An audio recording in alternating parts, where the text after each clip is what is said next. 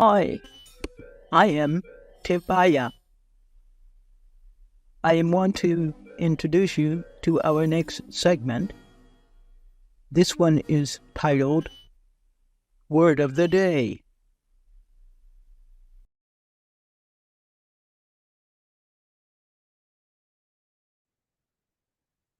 Welcome back. We're happy that you've joined us. We're going to start out as our talking head has already announced with our segment. So we're going to just give a little disclaimer here to begin with. Basically, the content, some of the content that you're going to see, we want to make sure that you understand that according to copyright material fair use, Section 107 of the Copyright Act, we are going to be sharing the materials that are allowances are made for. So the fair use for purposes such as the criticisms, the comments, news reportings, teaching, scholarships, and education and research, which is our sharing of the information to you is based on the research. So we want to make sure that we use the disclaimer, the fair use disclaimer that says that we are permitted by copyright statute that might otherwise be infringing the use for research and the purposes of teaching. Today, we are making sure that you understand that we are coming to you with a non-infringement purpose for sharing some of the information that you might see. So with that, we're going to take we're going to pause and move on over and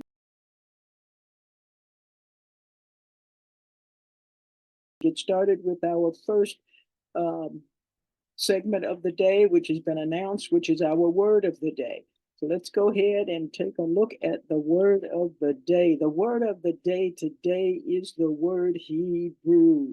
This is pronounced phonetically as he,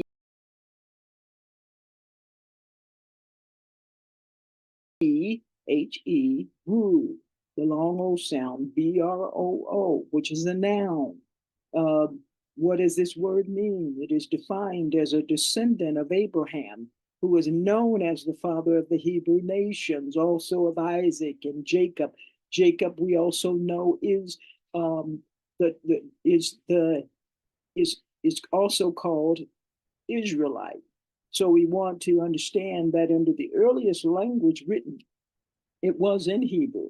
The original scrolls, which provide the prophecies of the Israelite nations, was in Hebrew originally.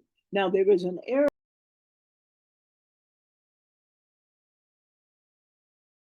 component in the ancient name of Africa. We talked about, where did that name Africa come from? So I wanted to bring to you further research that I came across on that one. And that one basically, from an Arabic terminology, means fruit or respectively friki and parika. So the meaning of, or the pronunciation, I should say, al-bulan, ak-bulan, is defined as the mother of mankind or the Garden of Eden. And so that is our word of the day. We want to move along now, take a segment break, and we're going to move along to our next segment. We'll be right back with you. This is Tefaya. I am your talking head. The next segment is the genealogy topic. Let's get started. Right. So basically, the we're going to talk a little bit today. I'm going to give you a little bit about my background and why and how I came to have a passion about genealogy and the research involved in genealogy. My own journey timeline, in a sense. I began with my mom, who was my mentor and my supporter. I didn't even realize that she was laying the foundation for what God had already put in me, and that was the passion and the desire to do research on family lineage and to be very instrumental in the research that has been provided to my family today to carry on through generations as we go forward. But as I prepared for this podcast, one of the things I thought about was my beginning as a child, because mom never came to me and said, "Okay, I'm going to be your mentor in making sure that this family history goes on. She had an interest, and I was the child that took an interest and then wanted to be nurtured in that interest. And so, what I can say to each of you is that there is a genealogist that has been given the passion to continue every family's lineage and the record keeping, and that is inherent as a gesture, I think, that we have been given from God as a family to make sure that someone takes a serious interest, someone who has been birthed into the earth within each of our family structures will make sure that the information about the family will be organized in a way that each generation can learn from whence they came, thereby making it a lot easier to acclimate into where it is that they are understanding and having passions about going. But if we don't have this as a foundation, we kind of walk around aimlessly, not knowing the whys behind the desires and the passions that we have in them. So it's a very intricate part, I believe, and have come to understand about building the wholeness of a person. So let's keep that in mind. But as I recall, as a child, we would every summer we would get in the station wagon with my parents and my brothers and sisters. And I come from a family of total of 8 people. I've got 2 brothers and 3 other sisters. One of the sisters, of course, is no longer with us, as mom and dad both have gone on home as well.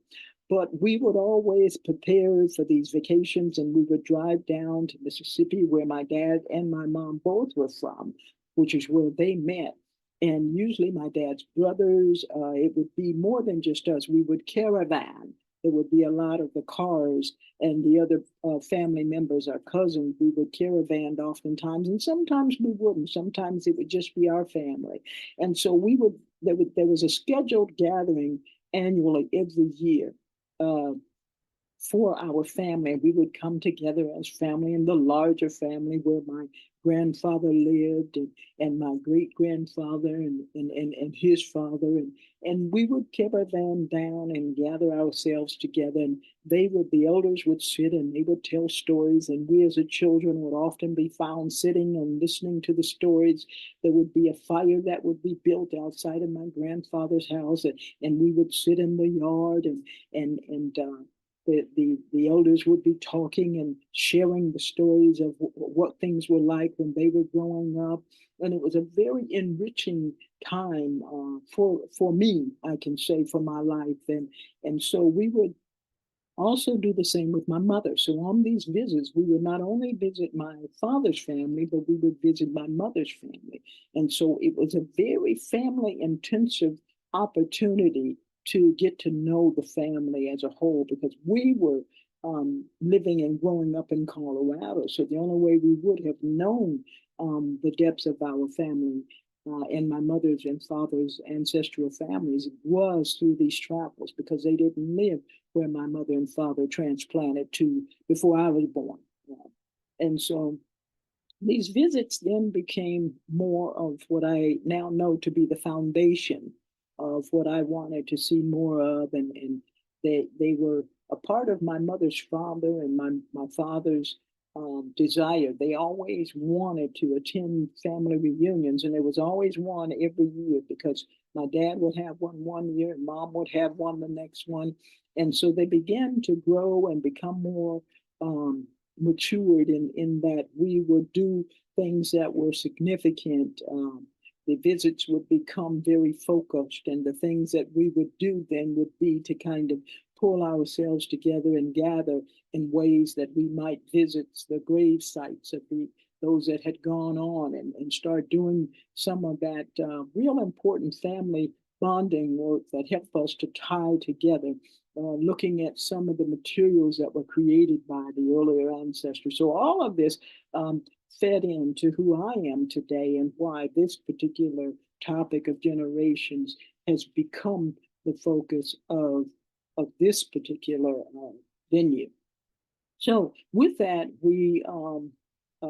so after years of that, of course, I have come to be able to look into family genealogy with an eye of more experience and more depth, books and things that I have and have accumulated and have actually written that have been put together with the family history have all been a part of the desire that I have now to give back that knowledge and that understanding and that wisdom that I have gained to those who also have that genealogist in their family and they're wanting to learn. So we're going to spend some time on those kinds of things. But I want to talk a little bit about some of the foundational work that I can tell you that I've come to.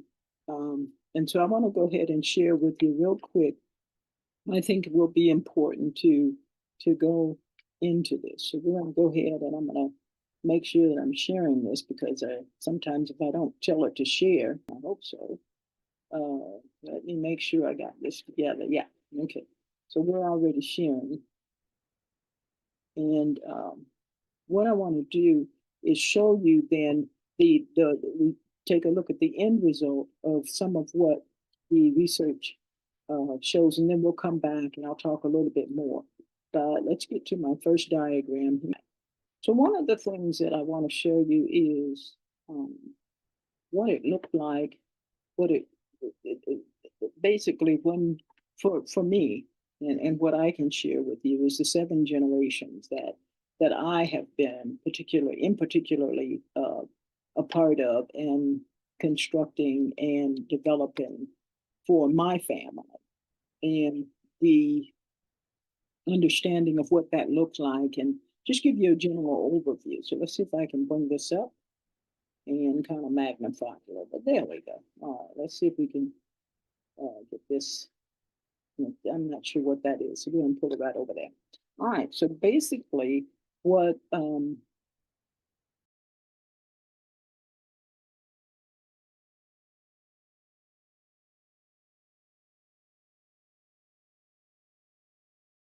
we're looking at here, let me just move this over here and kind of get that over, is the family 7 generations is the way that I've diagrammed this so that you might understand what are the big, what are what the end result looks like. We'll go back and look at some of the research pieces that were about developing this. But when I use the term 7 generations, what I'm talking about is doing the research from the first generation, which would have been my 4th generation grandfather, I think it was. Yes, 4th generation grandfather. So we're going back now to my 4th generation great grandfather.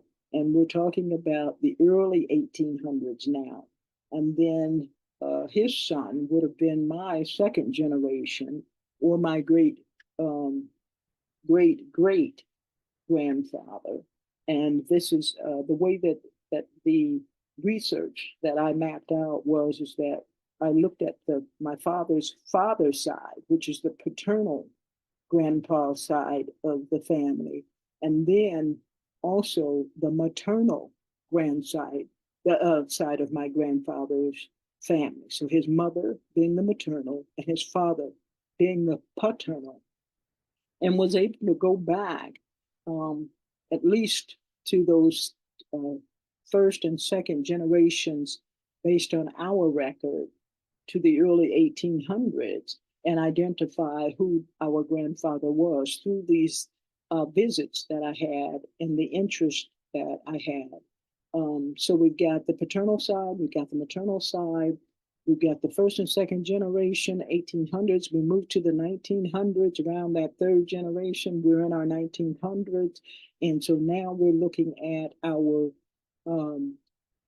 grandpa, we call him Grandpa Walter. Grandpa Walter lived 100 years. And so we have records on his life and his father. And then, of course, we go on down to the 5th generation, who is I'm sorry, Grandpa Walter was the 3rd generation.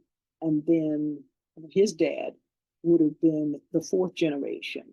My dad is the 5th generation. And then I come in under my dad as the 6th generation. And now I am a grandmother. So I have grandchildren now who are now the 7th generation of the family tree. And so this much of our family has been documented, recorded, and we are building upon that to the point now to where we've got Facebook accounts, Facebook group accounts. The reunions are continuing to move forward. The family is continuing to gather together. Now, this is the same kind of methodology that I went through in researching on my mother's side. So my mother's father, for example, and my mother's mother, for example, the paternal on both sides, my dad and my mom, is the way that I approached this research. And so, in looking at the generations, this is how we come to the family 7 generations, and on both sides. And so at this point, this is the research that I can share that I've already done. And then we want to take a look at, the next question that you might ask is okay, so you did all this research, but what are some of the ways in which you went about gathering these documents? And I think I explained, a lot of this came from conversations, from family gatherings every year and pulling data together, sitting down and talking with the elders and making notes of their oracle conversations. These were a lot of the early days of the research. And I just want to take a look because this is the kind of activity we can create now. But I want to take you back a little bit in my experience. We're going to walk it back just a bit because I want you to see some of the older versions of the files that we had. And so, for example, some of the resource pages that we were led to. When I started the research, there were places that I had never gone before, but they certainly became places on my radar in order to gather the data. National Archives and microfilm publication. These were the earliest records that were available to me. And the way that I was able to identify these records was, ironically enough, it was the church, the LDS church in Colorado. They housed microfilm publications of these ancestral records, birth records. And so I began there. And I was surprised to find out when I got there that I don't ask me why those records were in their possession, but they were. And so I think it was one of those things to where they were given a contract. But don't mark me on that because I don't know. But the National Archives microfilm were the earliest records that I was able to find for these genealogy records of those 7 generations. Now, we've got a lot of methods that are currently available today to us, but what I want to do is just kind of share with you a little bit about what some of mine were. Let me go here. Trying to get back to some of these files that I'm looking to bring back. There we go. One of the other resources that I used that was very instrumental in finding records was this is just another image of those national microphones. Now, what was significant about this is that on my father's mother, we know now was a Cherokee, full-blooded Cherokee Indian. And so at the point of really researching her background, I was introduced to the knowledge that I had to start now looking at things from another perspective. And that was, where do I find the records for my dad's mom? And that's when I was introduced to the term Indian, or the Indian census rolls. And so this idea of having this Native American component took me to, okay, so how do I, research the family, her side of the family? Because at that time, we didn't know where many of them was because my grandmother died. All of the pictures of her, my father's mother, when she passed away, all of the pictures were burned because there was a fire in my grandfather's house. So I didn't have a lot of the records. She came from a big family, and we were later able to connect with that family, although they didn't have much and still don't to this day on that. So the National Archives, this is what you would have seen back in the day when I started researching, and this one probably goes back, I can't even, probably early 2007, 2003, somewhere in there, because I think that was one of the first books that we ever created, goes back that long. But that would be one of the other resources. The other thing I did is I attended workshops. I attended workshops at the library, genealogy workshops at the library, and those were very valuable. And I wanted to kind of go here. This is one of the earliest, I think, one of those early versions of the tree branches that we made for my dad's family. And so this one was for a gathering that we had in 2013. But as you can see, we'll develop into a lot more dynamics in the technology helping us. But these are some of the records, as I mentioned, we go back in the early 1800s, 1808 to 1850 for those who were at the base of the tree at that time. And then we move into the 1860s when my grandparents, this is the fourth generation, I believe, third and fourth, first and second generations are here today. Then we go up and we look at the brothers and sisters. So these are the mom and the dads at that time. And then we go into the children, and these are the children. And as you notice, some of these dates, 1895 to 1995, 1900, we're breaking the barriers right there at the 1900s. So this is one of the earlier records, but there was a lot that we were able to gather, and a lot to be learned, frankly. Oftentimes when I meet relatives, I meet them on the terms of who are your mother. If I don't know them, then the first thing I'm thinking about is who is your mother, who's your grandparent, going back a couple of generations, because I can relate more to those through those relationships. And so this is another one of those areas of foundation for me that I want to be able to share and impart when it comes to the research into the lives of others. I've got one cousin on my mom's side who's so excited. Then the next thing I told you about my dad and learning about his mother. Then we come to the other side where my mother's mother and father were both Choctaw Indians. And so now we've gotten to the point where I did the research and was able to come up with the banners of both the Choctaw Nation and the band that they would have been a part of, the Mississippi Band, and the seal of those. And so the cover page is really matured, as you can see, for the family gatherings because of this research. And the latest one, this one was July of 22. But in using the technology and advancing the knowledge, as we find, this is ongoing research. And so I'm so excited to have another cousin that is wanting to come along and do this. But it is this kind of research that we've been able to continue to do. And we appreciate the opportunity, of course, to be able to do it. But that's basically what the the foundation of my knowledge. I don't come to you from just pulling some new knowledge out of the sky. No, this has been a lot of years, and there's a passion that goes into it. And so, excuse me, in talking about it and furthering the information, there's a few other resources that I'm going to touch on briefly here, but excuse me, that have to do with the Native American research. And there's a few terms that you might have heard: the Dawes Commission records, the 5 Civilized Tribes, the books on that, the Mississippi Band, Choctaw, and the Cherokee Indian Roll. So the Bureau of Indian Affairs is the federal agency that is operating today with that information.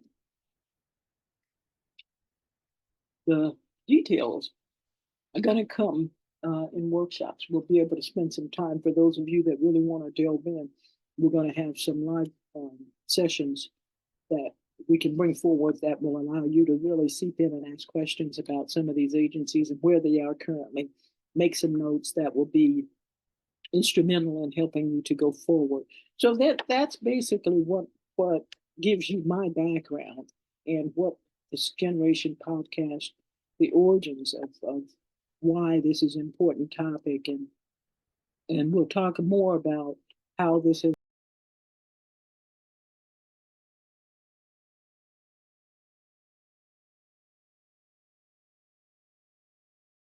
needs to have someone who is making sure that the records are being kept, and the generations. You may not be able to go back 7 generations, but because it takes time, it takes years, and it's not a quick process.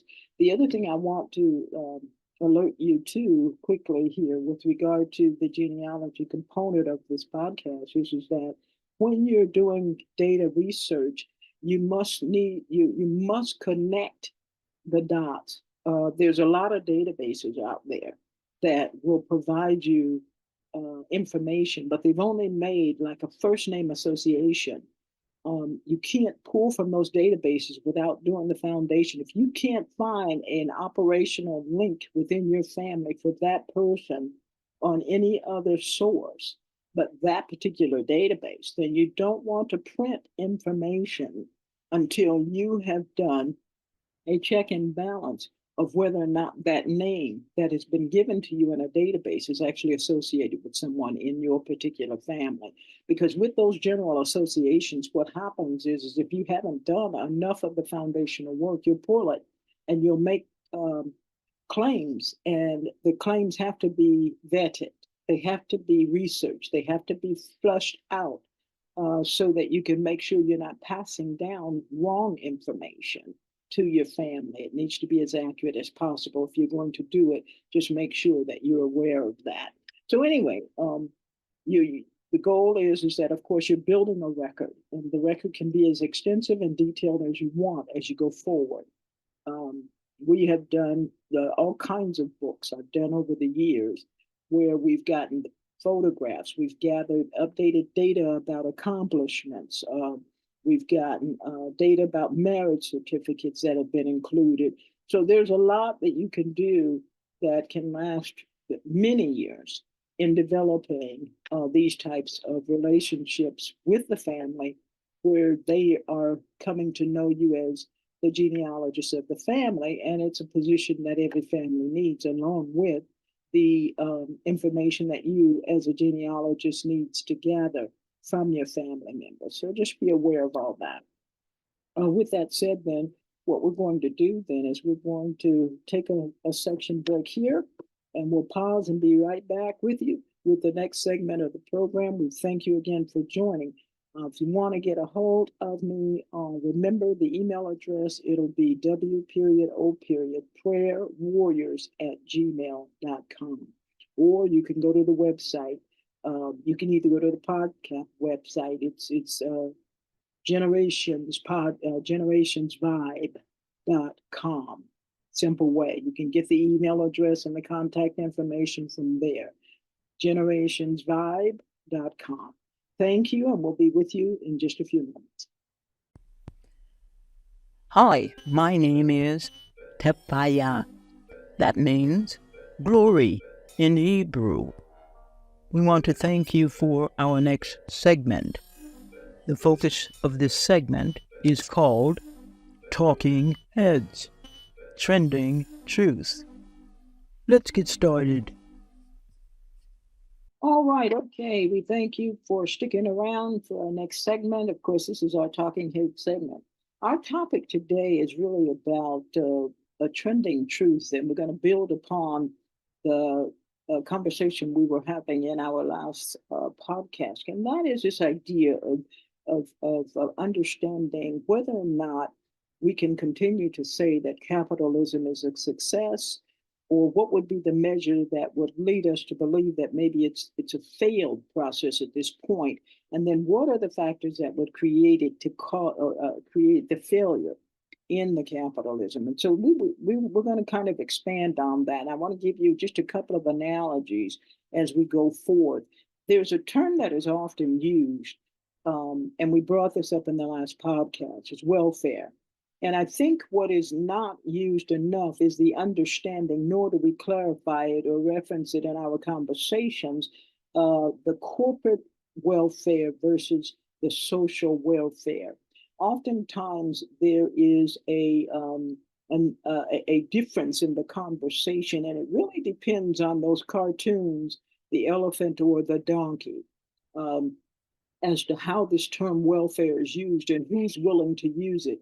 But what we have is a system where the elephants will often refer to welfare as only an entitlement program because of its social benefits to society, the citizens of the Constitution, we the people. And then on the other side, we have the donkeys who will often be referring to welfare and elaborating on the corporate welfare components that are being um, distributed. So they're both considered entitlement programs, but somehow the entitlements can somehow be referred to in a frame of reference in political conversations as the social welfare is often spoken about, but the corporate welfare is usually one of those that they try not to make a part of their conversations. But I think it's important for us to pull forward as a trending truth and continue to bring forth the term welfare and its uses so that we can begin to balance an understanding back to whether or not capitalism is a failed venture at this point, or if we can consider it to still be successful. And if so, then what are the components that make it either a failed system or a successful system, and what may need to be done legislatively to bring balance to that. And so with that, what I wanted to do was to start with, where we're at with regard to the entitlements for business versus the entitlements for the social programs of those that are in need of welfare services. And then we're going to kind of delve down and go deep into that. So what are the laws that gave the corporations personhood? Because this is where I think the Constitution has not been addressed, and we have not had discussions about how does this law that affected corporations affected the Constitution at its core, we the people, and what a person is. So the law that gave corporations personhood. And so this means that the corporations, well, first of all, let's talk about what the law was that gave them that. The corporations were given the right to be called or to behave like persons under the 14th Amendment. It was an amendment to our Constitution that gave businesses equal protection, okay? Meaning that they could be representative of the protections that were given to the citizens as individuals, but they were now being given this protection as a corporation. This is the significance of this is capitalism and how we rate capitalism's success or failure.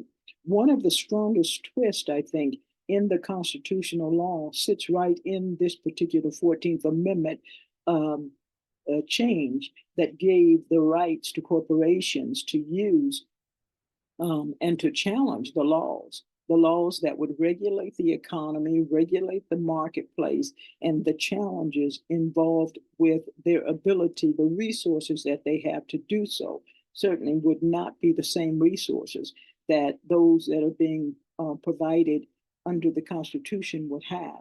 An individual does not have the resources as a corporation because the budget of a corporation certainly would exceed the budget of your average family who's actually working for the corporation. So this was something that took place and there was a court case, Southern Pacific Railroad. The court held that the 14th Amendment protected the corporate because corporations are merely associations of individuals that are united for a special purpose. So this whole idea, this court case came forth, or this ruling came forth in May of 2019, but the rights of businesses were then being given those coverings under the 14th Amendment. And so this leads us back to, and then what happens with capitalism and its regulation when you have a change where corporations can now challenge the 14th Amendment and do it legitimately. So that's the piece that we want to look at. And when we're asking this question, where are we at with capitalism?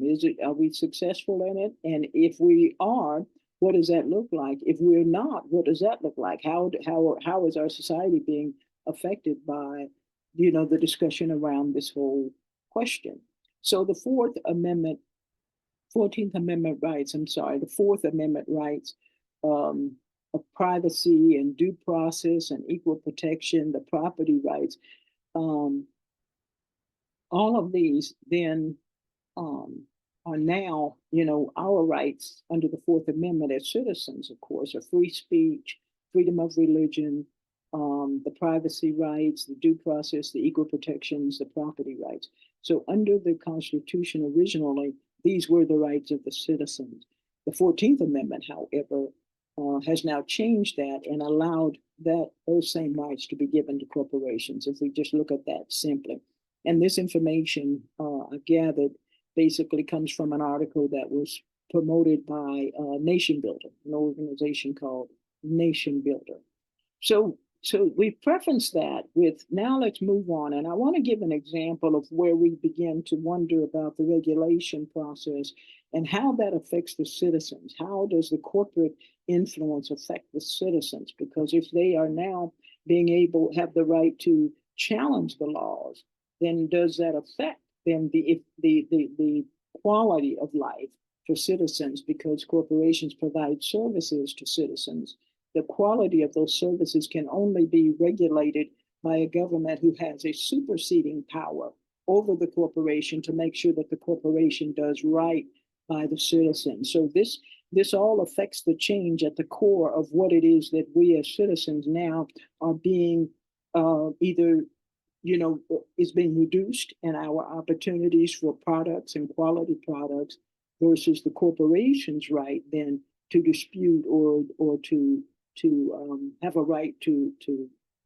the same right then equally while providing the products. And so when we think about the regulation of this thing, then we must look at our federal agencies. If we look at the Centers for Disease Control, if we look at the Federal Trade Commission, if we look at the new organization called, I think it's Consumer Fraud Protection Bureau, do any of these agencies really have the ability, since this amendment change, to stand up and oversee now the capitalism that is happening in the marketplace by businesses and corporations, or have the businesses and corporations now become so great in their ability to challenge that the failure now of whether or not capitalism being a success would actually continue to be what we would know it to be? Can you have a successful system of capitalism without regulation? Is the question I want you to contend with, to wrestle with in your own hearts. Because of the 14th Amendment change, it definitely has changed the dynamic. So let's look at this. When we hear the elephants on one side or the donkeys on the other one, and they're using this term welfare, we need to classify that, and we need to be intellectually knowledgeable enough to do that. Are we talking corporate welfare? Are we talking social welfare? If we talk social welfare, we cannot dismiss corporate welfare because corporations are considered to be equal citizens with us. That means that whatever welfare entitlement they're getting, it needs to be duly noted, just as well as the entitlement that is often charged to those of us that are citizens in the nation. So the example since 2020, and 2020 brings us an opportunity to really examine this, because then we can look at the differences. So in doing the research, we look at the example of 2020 on the corporate welfare side of the house. The government, our government, spent more than $30 billion on these methodologies of trying to improve upon what they called an inoculation that was going to prevent a health condition. $30 billion. Now, if we look at, and these were funds that were spent in support of, for example, Pfizer under the mRNA inoculation. There was $270 million that was spent on that alone. That meant that was an entitlement, that was a support, that was a form of welfare that went to a private corporation. In this case, it was Pfizer. So we're looking now and looking at $30 billion since 2020, and how this $30 billion in the budget was actually used. Let's go on down to another corporation. This one happened to be Moderna. Moderna then, for its clinical trials, received $1.7 billion. That was just on the trials. The National Institutes of Health also provided another $490 million to Moderna during the same time. And the manufacturing component, or the manufacturing arm, they were supported and received welfare at the tune of $108 million.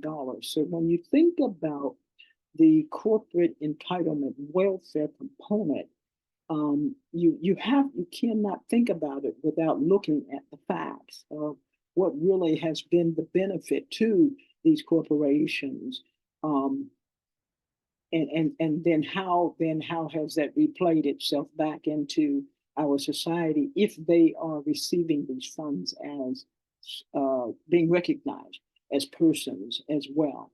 Then we go on down. We got another one that we can look at. We got 1.6 billion for research and development that was provided to Johnson & Johnson. So there's another $1 billion entitlement welfare that was given to another business that is recognized under the 14th Amendment as a person to challenge any opposition that comes against its development of products. So capitalism, and we see the receipts now. This is the disbursement of corporate entitlement welfare. And then we look at the budget, and I just wanted to just look at the overall budget of the social service programs of the entire United States government budget. And when we look at this budget, we look at an $8.6 billion figure, and that is for all social programs, for all of the United States of America. So on the social program, the people are getting $8.6 billion that covers them all.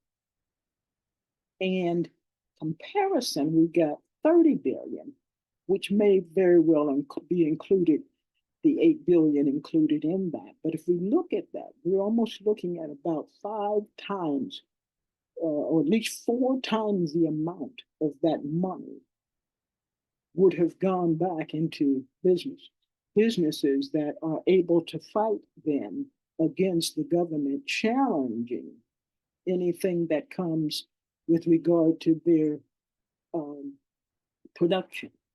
So capitalism,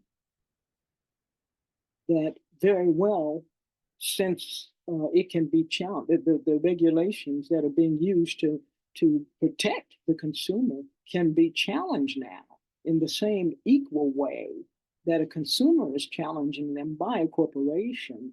We have to look at whether or not capitalism is being regulated.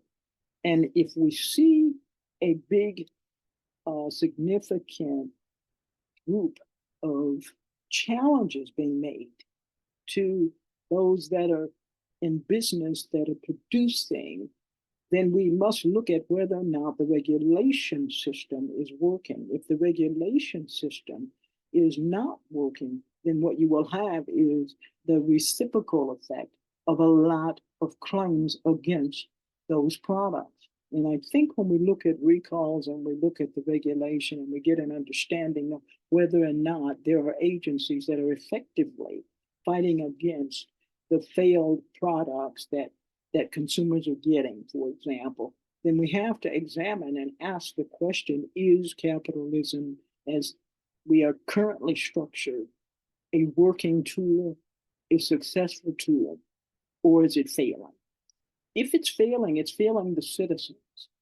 And so if it is considered itself capitalism businesses, if they are considered to be people themselves, then what we've got is a dichotomy that says that people are serving in a capacity that far exceeds the capacity of any other individual, but are being given the same and equal playing field to deal with their products, which are being distributed and approved to be distributed to citizens, whether it takes their lives, it mends their lives.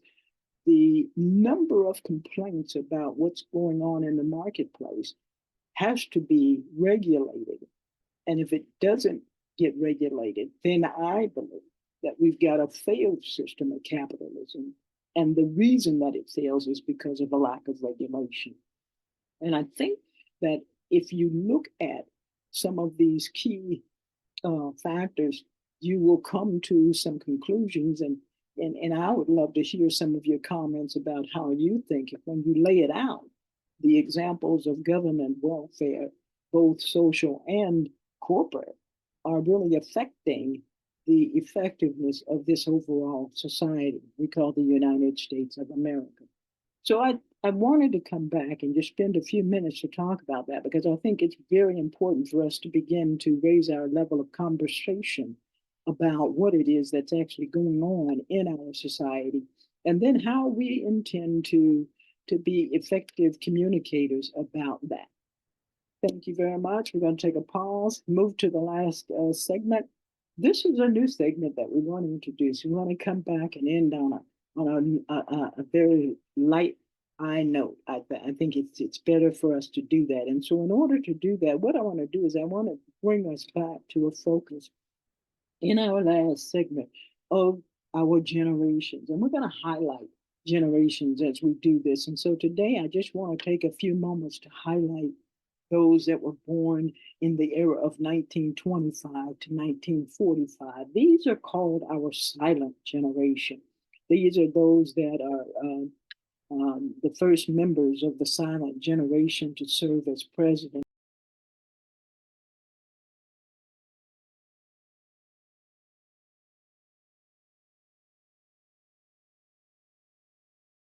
I think was John F. Kennedy. I think there's another report that says Joseph Biden, but they wouldn't be in the same category. Um, Tom Brokaw coined the term the greatest generation, and this was his tribute to Americans who lived through the Great Depression.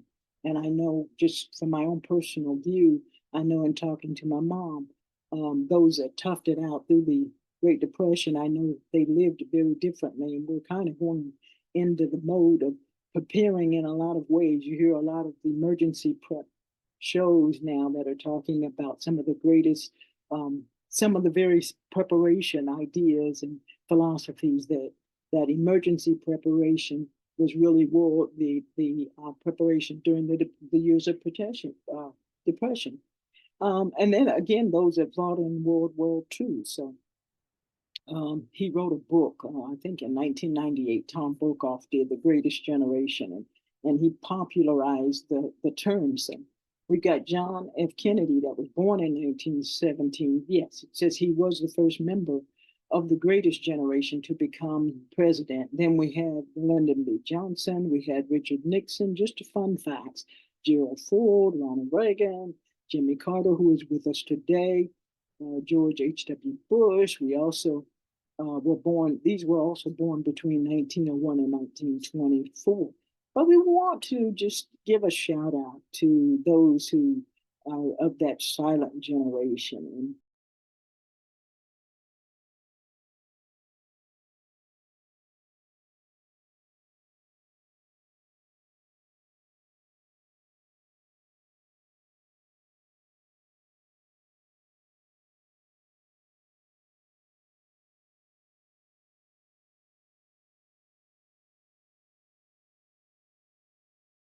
And we'll be just wanted to do something a little fun. So we'll spend some time on these fun facts as we go forward on that. Thank you for watching, and we hope that you've enjoyed our programming and have a wonderful, wonderful day.